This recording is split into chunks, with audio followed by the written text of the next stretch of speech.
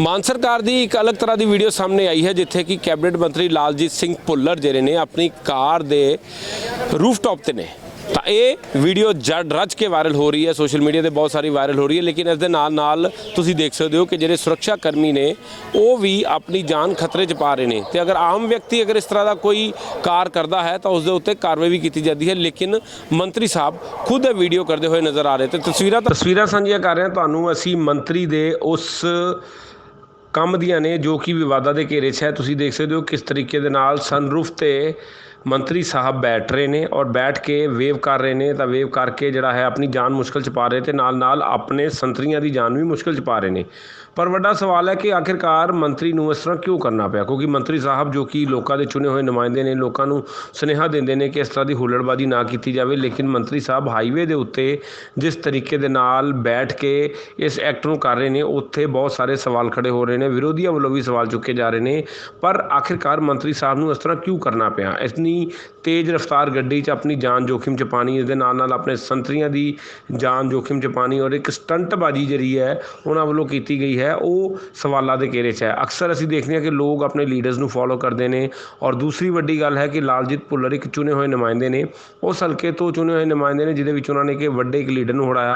ਪੱਟੀ ਹਲਕੇ ਤੋਂ ਉਹ ਵਿਧਾਇਕ ਨੇ, ਉਸ ਤੋਂ ਬਾਅਦ ਉਹ ਮੰਤਰੀ ਬਣਦੇ ਹੈ। ਤੋਂ ਮੰਤਰੀ ਬਣਨ ਤੋਂ ਬਾਅਦ ਉਹਨਾਂ ਦਾ ਅੱਜ ਇਹ ਵੀਡੀਓ ਸਾਹਮਣੇ ਆਇਆ। ਇਸ ਤੋਂ ਪਹਿਲੇ ਬਹੁਤ ਸਾਰੀ ਵੀਡੀਓ ਸਾਹਮਣੇ ਆਈਆਂ ਸੀ ਜਿਹਦੇ ਵਿੱਚ ਕਿ ਉਹ ਖਾਸ ਕਰਕੇ ਬੱਸਾਂ ਦੇ ਵਿੱਚ ਛਾਪੇ ਮਾਰ ਰਹੇ ਨੇ, ਬੱਸਾਂ ਦੇ ਜਿਹੜੇ ਨਜਾਇਜ਼ ਪਰਮਿਟ ਨੇ ਉਹਨਾਂ ਨੂੰ ਫੜਦੇ ਹੋਏ ਨਜ਼ਰ ਆ ਰਹੇ ਸੀ। ਲੇਕਿਨ ਅੱਜ ਪਹਿਲੀ ਵਾਰ ਹੋਇਆ ਕਿ ਮੰਤਰੀ ਸਾਹਿਬ ਖੁਦ ਜਿਹੜਾ ਐਕਟ ਕਰਦੇ ਨਜ਼ਰ ਆ ਰਹੇ ਨੇ। ਉਹ ਆਪਣੀ ਜਾਨ 'ਤੇ ਜੋਖਿਮ 'ਚ ਪਾ ਹੀ ਰਹੇ ਨੇ ਤੇ ਨਾਲ ਆਪਣੇ ਦੋ ਜਿਹੜੇ ਸੁਰੱਖਿਆ ਕਰਮੀ ਨੇ ਉਹਨਾਂ ਦੀ ਜਾਨ ਵੀ ਜੋਖਿਮ 'ਚ ਪਾ ਰਹੇ ਨੇ।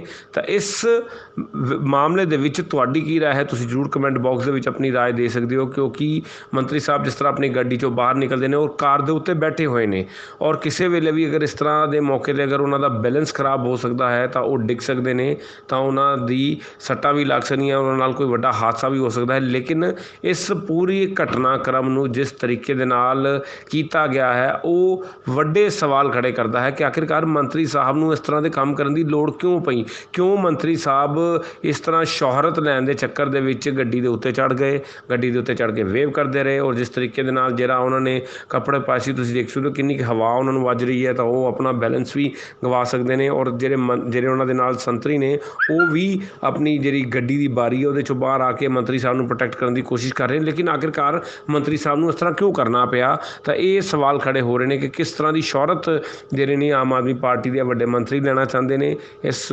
ਸ਼ੋਹਰਤ ਕਰਕੇ ਆਪਣੀ ਜਾਨ ਖਤਰੇ 'ਚ ਪਾਉਣਾ ਔਰ ਖਾਸ ਕਰਕੇ ਸਟੰਟਬਾਜ਼ੀ ਵੈਸੇ ਵੀ ਪੰਜਾਬ 'ਚ ਬੈਨ ਹੈ, ਕਿਉਂਕਿ ਅਕਸਰ ਅਸੀਂ ਦੇਖਦੇ ਹਾਂ ਕਈ ਤਰ੍ਹਾਂ ਦੇ ਵੱਡੇ ਹਾਦਸੇ ਹੁੰਦੇ ਔਰ ਖਾਸ ਕਰਕੇ ਪੁਲਿਸ ਜਦੋਂ ਕੋਈ ਵਿਅਕਤੀ ਇਸ ਤਰ੍ਹਾਂ ਦਾ ਕੰਮ ਕਰਦਾ ਹੈ ਤਾਂ ਉਹਦੇ 'ਤੇ ਕਾਰਵਾਈ ਕਰਦੀ ਹੈ, ਉਸ ਨੂੰ ਫੜਿਆ ਜਾਂਦਾ ਹੈ, ਕਈ ਵਾਰ ਉਸ ਨੂੰ ਡਾਂਟਿਆ ਵੀ ਜਾਂਦਾ ਹੈ, ਤਾਂ ਉਸ ਨੂੰ ਇੱਕ ਹੁੱਲੜਬਾਜ਼ੀ ਦਾ ਨਾਮ ਦਿੱਤਾ ਜਾਂਦਾ। ਲੇਕਿਨ ਹੁੱਲੜਬਾਜ਼ੀ ਨੂੰ ਜਿਸ ਤਰੀਕੇ ਦੇ ਨਾਲ ਅੱਜ ਕੀਤਾ ਗਿਆ ਉਹ ਮੰਤਰੀ ਸਾਹਿਬ ਨੂੰ ਸ਼ੋਭਾ ਨਹੀਂ ਦਿੰਦਾ। ਤਾਂ ਇਹ ਇਸ ਵੇਲੇ ਸੁਰਖੀਆਂ ਬਣਿਆ ਹੋਇਆ ਹੈ, ਮਾਮਲਾ ਕਾਫੀ ਤੂਲ ਫੜਦਾ ਨਜ਼ਰ ਆ ਰਿਹਾ ਹੈ। ਇੱਕ ਪਾਸੇ ਪੰਜਾਬ ਸੋਗ 'ਚ ਹੈ ਕਿਉਂਕਿ ਸਿੱਧੂ ਮੂਸੇਵਾਲਾ ਦੀ ਮੌਤ ਹੋਈ, ਲੇਕਿਨ ਉਸ ਤੋਂ ਬਾਅਦ ਮੰਤਰੀ ਸਾਹਿਬ ਖੁਦ ਇਸ ਤਰ੍ਹਾਂ ਦੀ ਸਟੰਟਬਾਜ਼ੀ ਕਰਦੇ ਨਜ਼ਰ ਆ ਰਹੇ ਨੇ। ਤਾਂ ਇਸ ਮਾਮਲੇ ਦੇ ਵਿੱਚ ਹੁਣ ਦੇਖਣਾ ਹੋਏਗਾ ਕਿ ਕੀ ਮੰਤਰੀ ਸਾਹਿਬ ਦੀ ਸ਼ਿਕਾਇਤ ਹੁੰਦੀ ਹੈ, ਮੰਤਰੀ ਸਾਹਿਬ 'ਤੇ ਕੋਈ ਕਾਰਵਾਈ ਹੁੰਦੀ, ਕਿਉਂਕਿ ਮੰਤਰੀ ਸਾਹਿਬ ਜੋ ਐਕਟ ਕਰ ਰਹੇ ਨੇ ਉਹ ਕਾਨੂੰਨ ਦੇ ਖਿਲਾਫ ਹੈ, ਉਹ ਆਪਣੀ ਹੀ ਸੁਰੱਖਿਆ ਦੇ ਖਿਲਾਫ ਹੈ ਔਰ ਆਪਣੇ ਆਪ ਦੇ ਹੀ ਖਿਲਾਫ ਹੈ। ਕਿਉਂਕਿ ਅਗਰ ਕਿਸੇ ਤਰ੍ਹਾਂ ਦਾ ਵੀ ਕੋਈ ਵੀ ਭਾਣਾ ਵਾਪਰਦਾ ਹੈ ਤਾਂ ਉਸ ਵੇਲੇ ਮੰਤਰੀ ਸਾਹਿਬ ਖੁਦ ਜ਼ਿੰਮੇਦਾਰ ਨੇ। ਔਰ ਇਸ ਮਾਮਲੇ ਦੀ ਬਹੁਤ ਜ਼ਿਆਦਾ ਜਿਹੜੀ ਹੈ ਪੜੋਲਤਾ ਹੋ ਰਹੀ ਹੈ, ਬਹੁਤ ਸਾਰੇ ਇਸ ਨੂੰ ਨੈਗੇਟਿਵ ਕਮੈਂਟ ਵੀ ਦੇ ਰਹੇ ਨੇ। ਅਸੀਂ ਚਾਹ ਰਹੇ ਕਿ ਤੁਸੀਂ ਵੀ ਆਪਣੇ ਕਮੈਂਟਸ ਦਿਓ ਤਾਂ ਕਿ ਅਸੀਂ ਤੁਹਾਡੀ ਆਵਾਜ਼ ਜਿਹੜੀ ਹੈ ਉਹ ਉਹਨਾਂ ਲੀਡਰਾਂ ਤੱਕ, ਸਰਕਾਰ ਤੱਕ ਪਹੁੰਚਾ ਸਕੀਏ ਕਿ ਆਖਿਰਕਾਰ ਇਸ ਨੂੰ ਕਰਨ ਦਾ ਮਕਸਦ ਕੀ ਸੀ। ਅਗਰ ਮੰਤਰੀ ਸਾਹਿਬ ਨੇ ਕਿਸੇ ਨੂੰ ਮਿਲਣਾ ਸੀ ਤਾਂ ਰੁਕ ਸਕਦੇ ਸੀ, ਰੁਕ ਕੇ ਵੀ ਕਿਸੇ ਨਾਲ ਗੱਲ ਕਰ ਸਕਦੇ ਸੀ। ਲੇਕਿਨ ਇਸ ਤਰੀਕੇ ਦੇ ਨਾਲ ਗੱਲ ਕਰਨਾ ਇੱਕ ਮਰਿਆਦਾ ਔਰ ਸ਼ੋਭਾ ਦੇ ਖਿਲਾਫ ਹੈ ਔਰ ਇੱਕ ਵੱਡੇ ਮੰਤਰੀ ਨੂੰ ਇਸ ਤਰ੍ਹਾਂ ਦੀ ਚੀਜ਼ਾਂ ਸ਼ੋਭਾ ਨਹੀਂ ਦਿੰਦੀਆਂ।